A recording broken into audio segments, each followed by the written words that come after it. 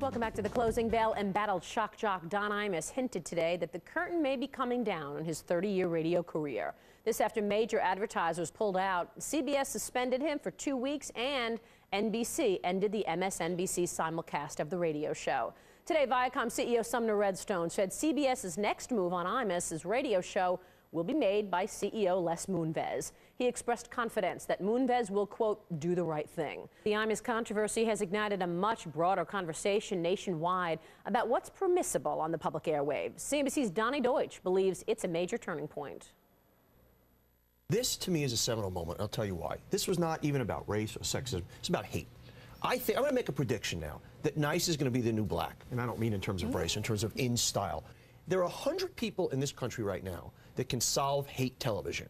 They are the CEO of Procter & Gamble, the CEO of General Motors. These people control all the advertising dollars. There are enough, and they spoke. That's why this is off the air, not because of anything NBC did. The advertisers said, we ain't doing it anymore. If these 100 CEOs decide we are not going to sponsor hate television anymore, it goes away.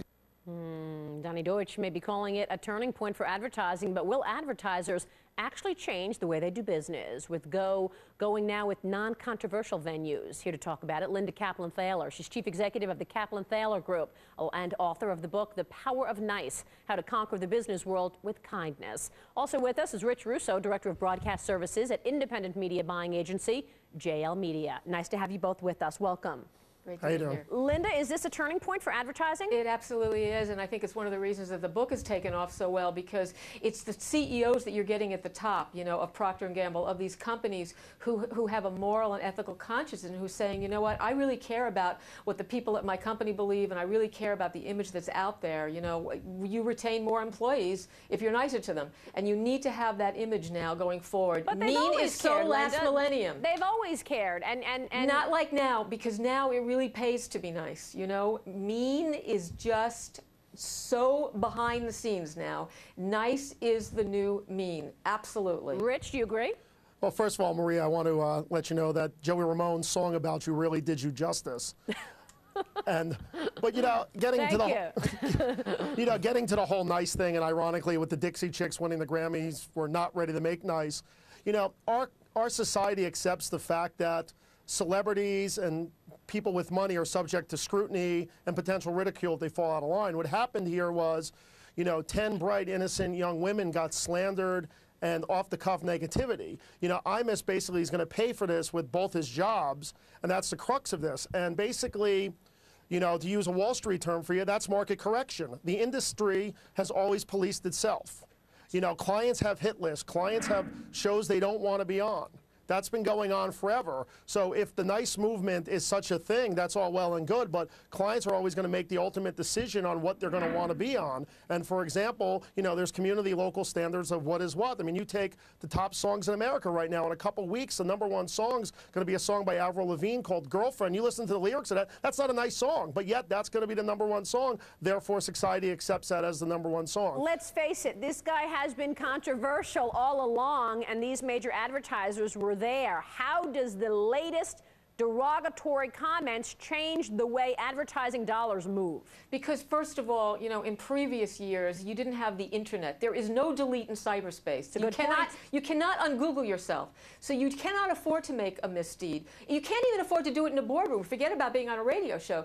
You know, we saw Michael Richards do this at a comedy club. Did he ever think that 1 billion people were going to see it the next day? You cannot do it. We live in a fishbowl now. And in terms of the recording industry, I think this was a lightning rod to everybody out there. And I think it's a wake-up call to everybody out there. Start watching what you do and what you say. Rich, it's an interesting point, because now you do have alternatives. The internet is really a solid alternative for advertisers, and they're not going to put up with what they don't like. It doesn't sound, though, that you have the conviction that Linda does in terms of a shift in terms of ad dollars. I don't think it's a shift, because I think you can find something negative or mean in every single thing out there. You know, you can find something mean in every single television show. Take take American Idol. I mean, well, Simon is mean at times. I mean, you can't say you find mean in anything. Well, is Simon mean? He's mean at times, right? Yeah, I but mean, therefore, do you not buy American Idol, even though it's the most popular show on television? Everybody watches it. When you get onto American Idol, you know what you're getting into, okay? And